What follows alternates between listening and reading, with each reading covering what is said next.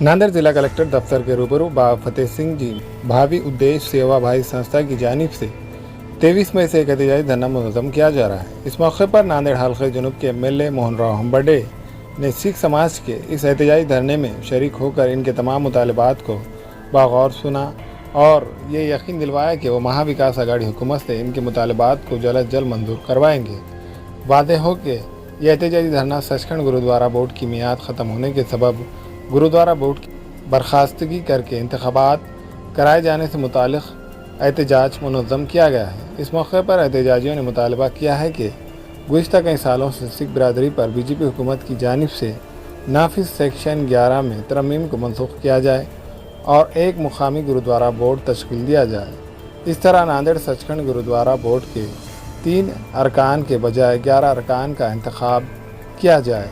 सरदार बिरेंद्र सिंह नारायण सिंह बेदी, सरदार जसपाल सिंह ज्ञान सिंह लांगरी, सरदार बंदी छोड़ सिंह रतन सिंह खालता, सरदार प्रेम सिंह हरि सिंह शेलेदार, मनबीर सिंह ग्रांथी व दिगर कई सिख समाज के अफराद मौजूद थे।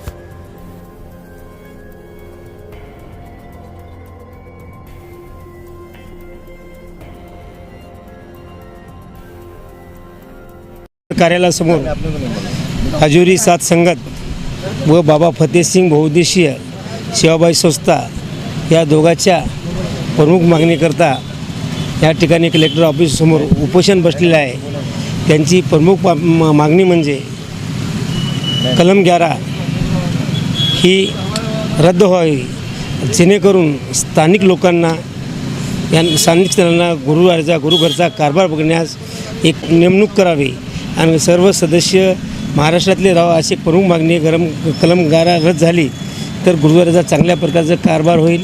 गुरुद्वारे हे देशात तर काशी म्हणून सिख समाजाची काशी आज म्हणून संबोधित केले जाते, त्याकरता हा महत्त्वाचा आहे। पंचप्याऱ्याचा सुद्धा त्यांच्याविषयी पंचप्याऱ्याचे सुद्धा म्हणणं आहे कलम 11 ही रद्द करावी आणि सगळ्या सिख बांधवांनी पंचप्यारे बाबाजी याच्या म्हणण्याहून ही कलम मागणी करण्याकरता मागणी प्रामुख्याने केलेली आहे। याकरता दुसरी विषय म्हणजे 3 वर्ष बॉडीचा कालावधी संपला आहे आणि तिथं बॉडी नेमणूक नसल्यामुळं गुरुद्वाराचा कारभार हा गुरुद्वाऱ्याचं व्यवस्था ही ढसळत चालली आहे। त्याकरता मी प्रामुख्याने आपल्या जिल्ह्याचे पालकमंत्री अशोकराव चव्हाण, उद्धवजी ठाकरे आमचे बाळासाहेब थोरात आणि अजितदादा पवार यांना प्रामुख्याने मागणी करू।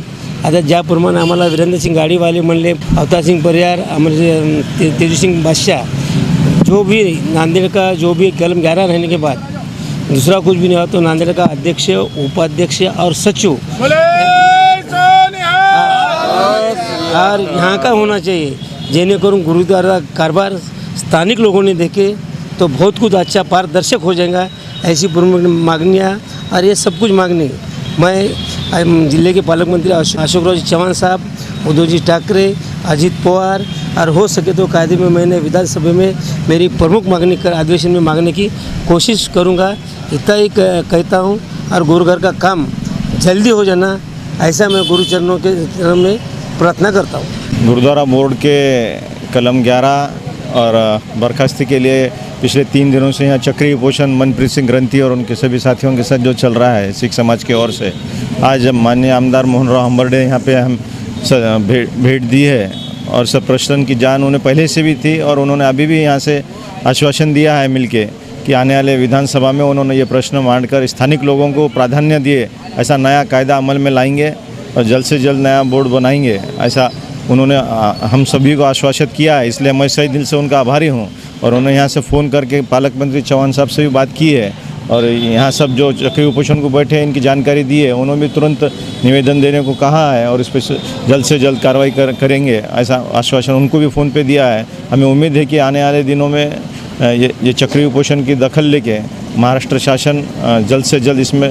कार्रवाई करेंगे।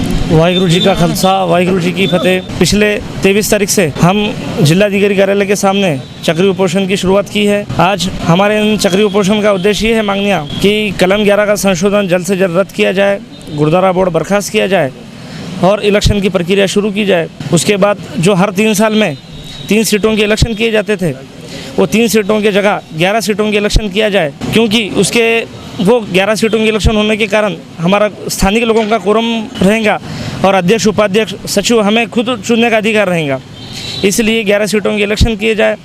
और आज के तत्कालीन गुरुद्वारा बोर्ड ने पिछले इनके 3 साल के कार्यकाल में भ्रष्टाचार के अलावा एक भी कोई अच्छा काम नहीं किया है। अच्छे लोगों को, कर्मचारियों को सस्पेंड करके चोरों को इन्होंने भर्ती की है, इनके खंदे समर्थकों को, और भ्रष्टाचार इनके दिन से दिन बढ़ता जा रहा है। इसलिए हमारी महाराष्ट्र शासन से बेनती ये है कि जल्द से जल्द गुरुद्वारा बोर्ड बर्खास्त किया जाए।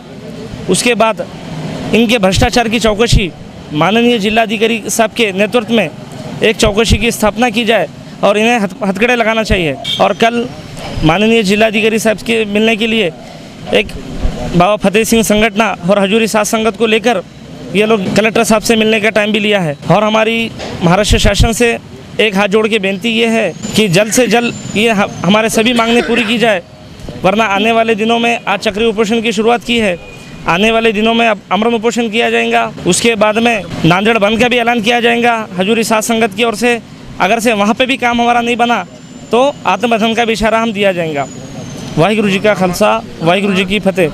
हमें ख़वातीन और औरतों के दिगर अमराज बांझपन के इलाज के लिए फैमिली प्लानिंग की मशवरात के लिए बेहतरीन आलात की सहूलत में नॉर्मल और ऑपरेशन से बच्चों की पैदाइश के लिए और ज़चगी के साथ साथ औरतों के दिगर अमराज के इलाज के लिए खुसूसी नज़्म केरला के मल्टी स्पेशलिटी और गवर्नमेंट हॉस्पिटल के तजुर्बेकार doctor Khan Sara Nudrat Maveen maternity and nursing home Chawalwala complex SBI bank के ऊपर देगलू नाका नांदेड़।